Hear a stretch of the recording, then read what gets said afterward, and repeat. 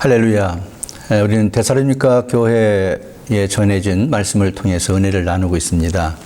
지도에서 보듯이 데살로니가 교회는 바울 사도가 AD 49년에 안디옥을 출발해서 3년간 제2차 전도 여행을 하는 동안에 그 중간 마게도냐 지역의 데살로니가 교회에서 데살로니가 지역에서 한 3주간 복음을 전한 결과로 세워진 교회가 데살로니가 교회입니다.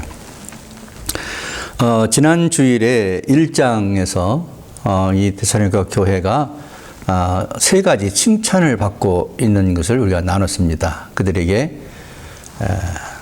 믿음, 역사, 그리고 사랑의 수고, 소망의 인내가 있었다. 칭찬 받은 그런 교회 모습을 보았는데요.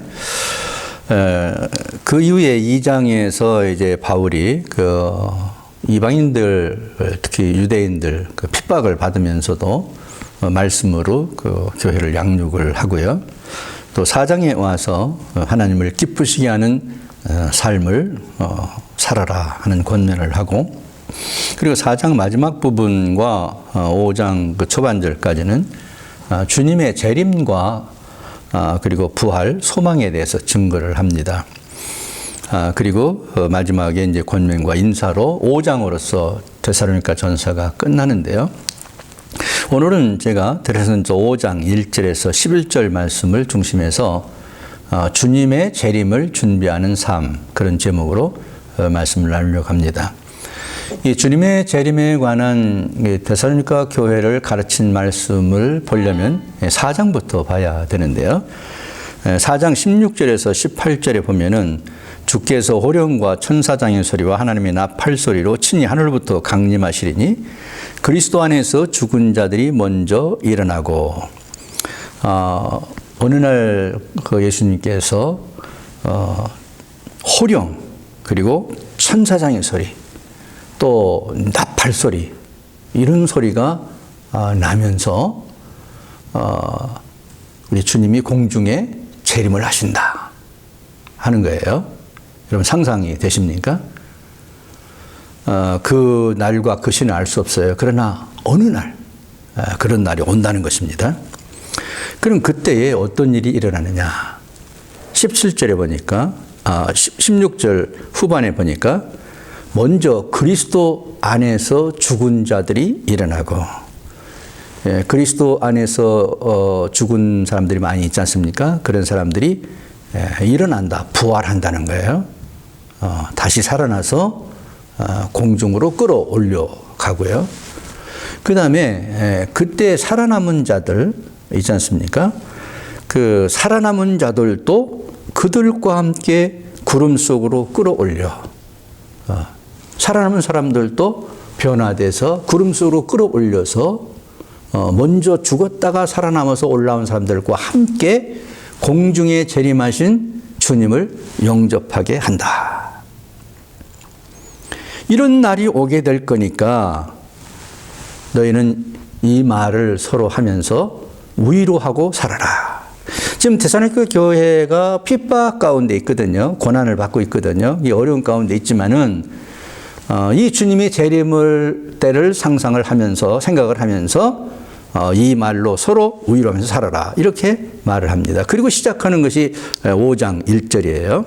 자, 1절을 보겠습니다. 형제들아, 때와 시기에 관해 너에게 쓸 것이 없다. 2절 3절 봅니다.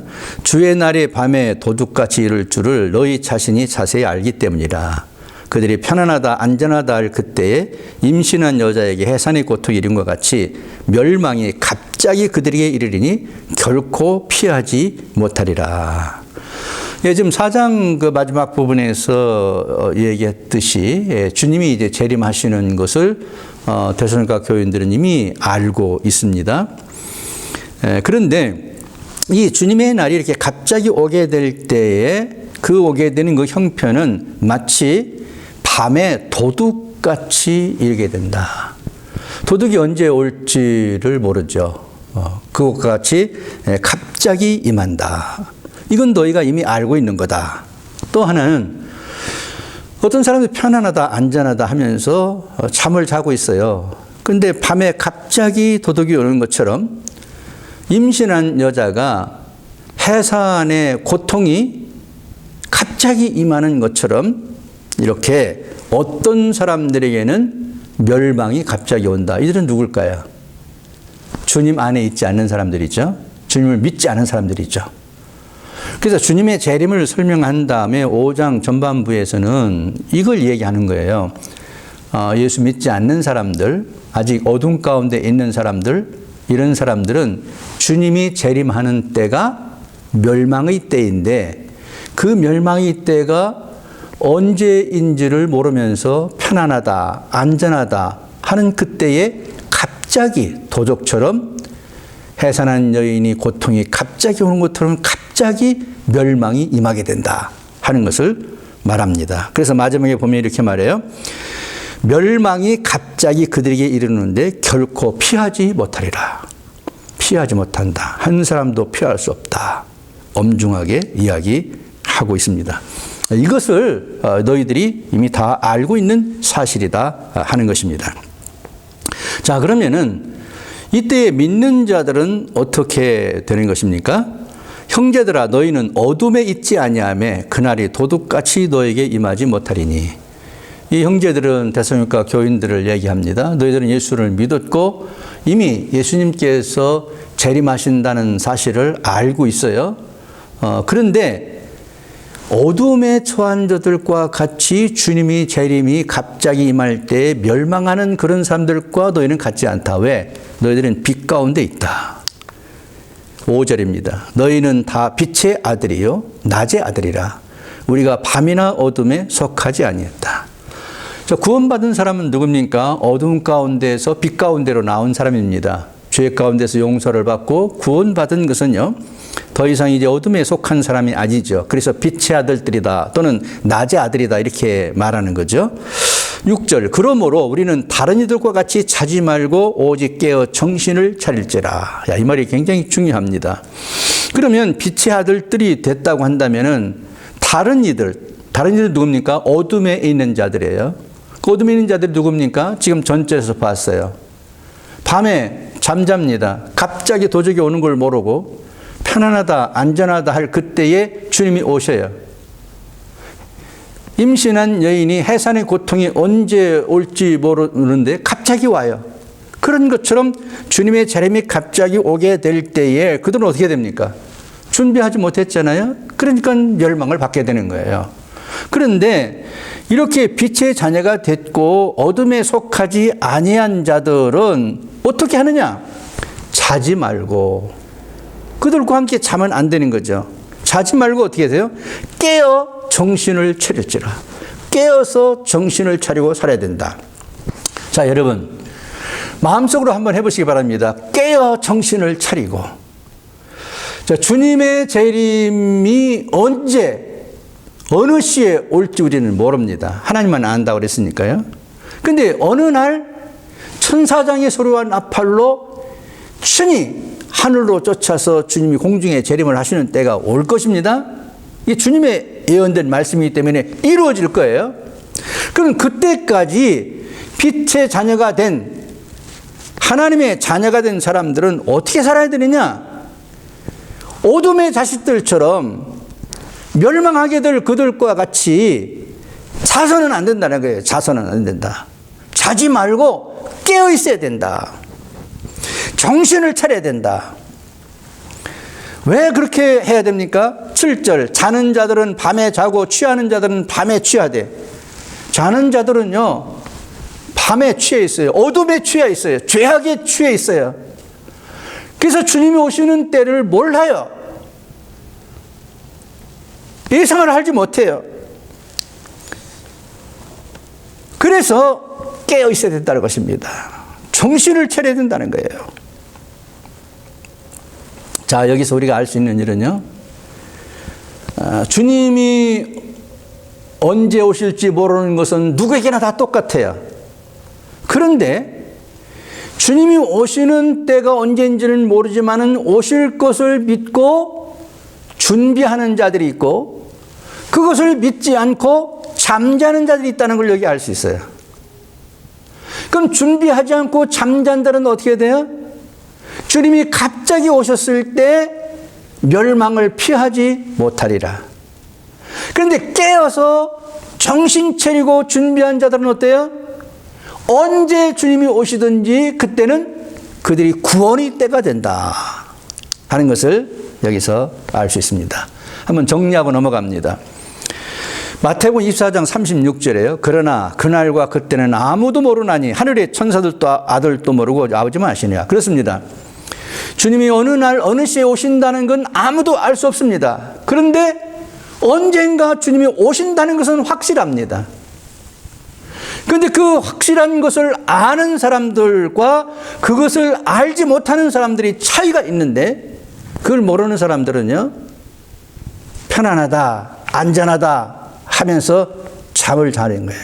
잠을 자는 거예요. 그런데 그동안에 갑자기 주님이 오셔서 멸망을 피하지 못해요. 그런데 주님이 오신다는 것을 아는 사람들은 깨어서 정신을 차리고 준비한다는 거예요. 자, 뭘 준비해야 될까요? 뭘 준비해야 될까요? 8절입니다. 우리는 낮에 속하였으니 정신을 차리고 믿음과 사랑의 호신경을 붙이고 구원의 소망의 투구를 쓰자. 이게 준비할 것입니다. 자, 낮에 속한 사람들입니다. 깨어서 정신을 차린 사람들입니다. 어떻게 준비해야 됩니까? 믿음과 사랑의 호심경을 붙이고 구원의 소망의 투구를 쓰자. 사랑하는 여러분, 전쟁에 있어서요, 투구를 쓰고 헬멧을 쓰고 이 가슴에 오늘날로 말하면 이 갑옷, 방탄조끼라고 할 수 있죠. 흉배, 이것을 붙이는 이유는 무엇입니까?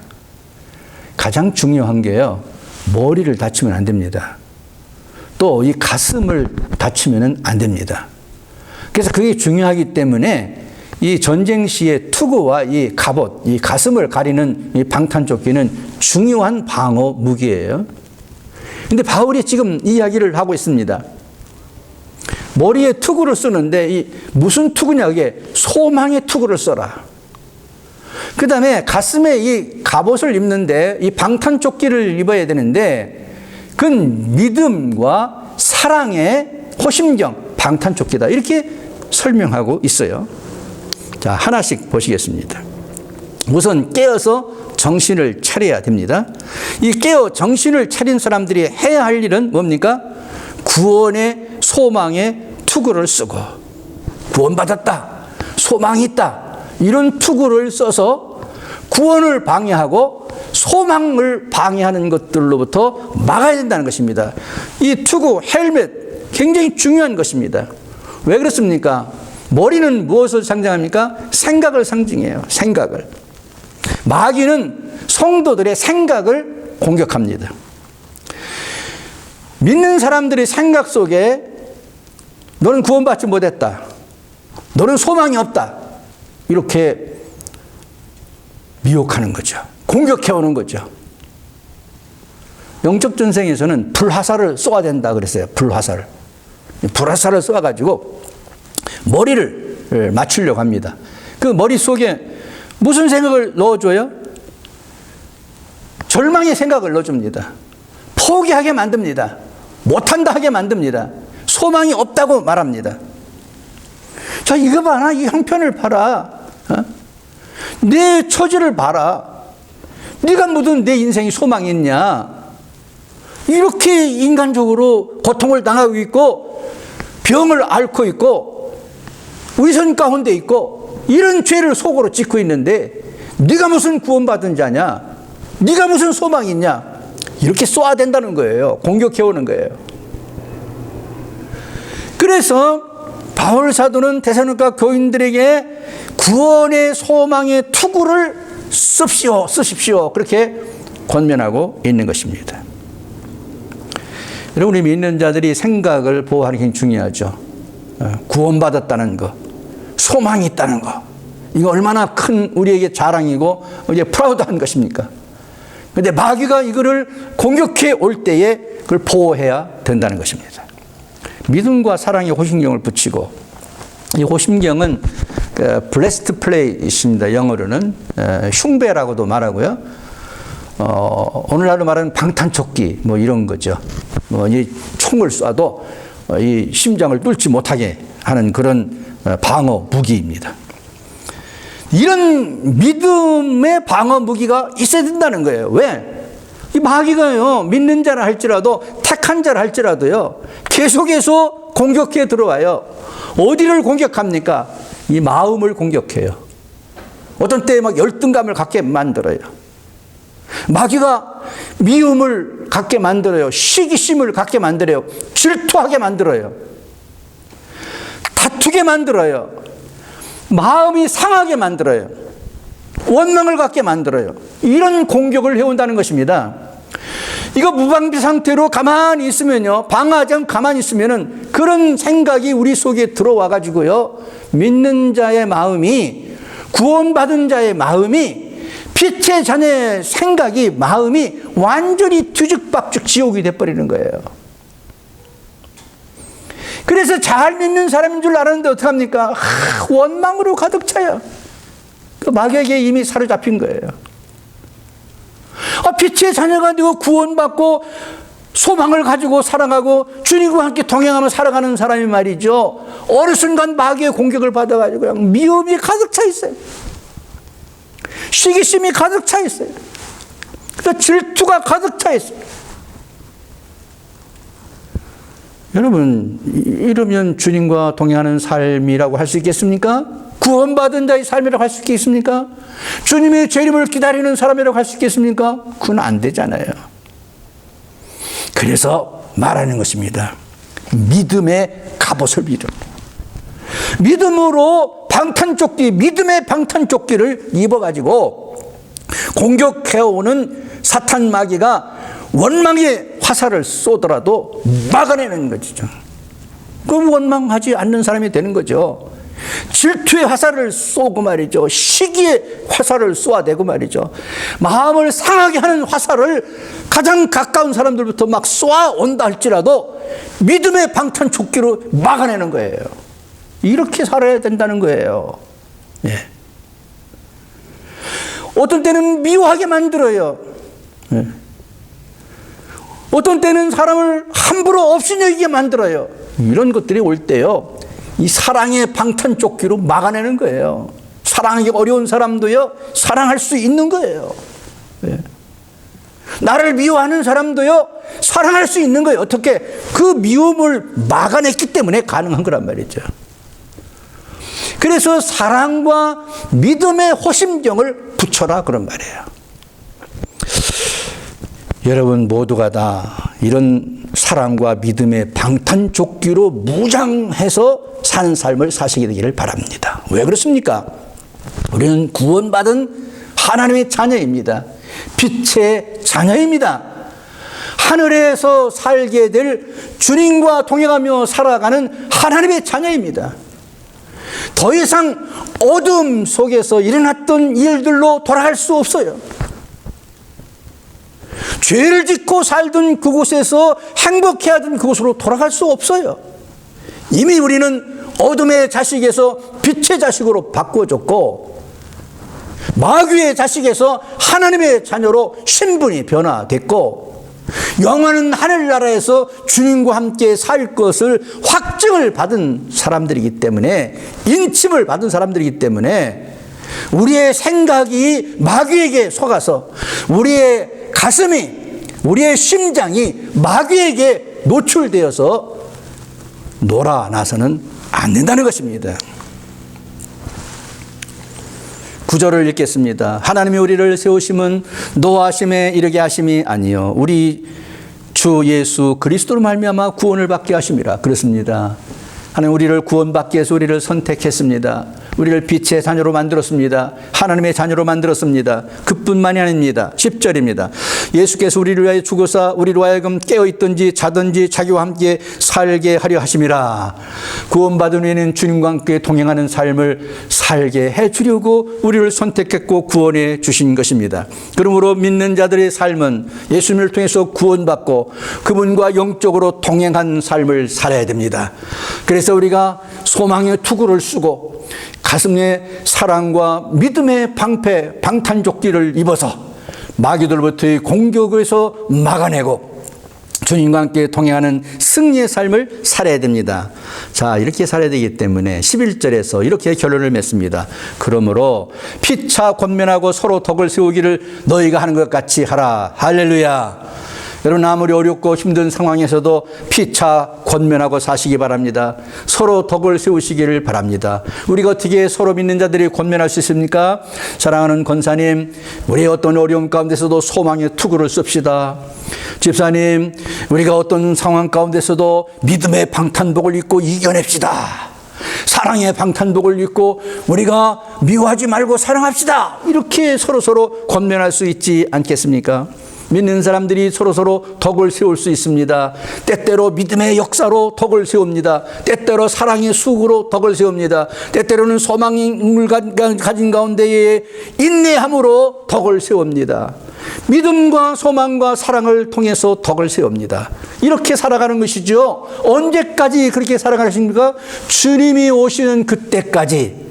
주님의 재림을 준비하는 성도들은 이런 삶을 살아야 된다 하는 것을 말씀하고 있습니다. 사랑하는 성도 여러분, 믿음과 소망, 사랑, 이것을 가지고 주님 오실 때까지 잘 살아서 주님 재림하실 때에 그 주님을 영접하고 맞이하는 여러분들이 다 되시게 되기를 주님의 이름으로 축원드립니다. 할렐루야.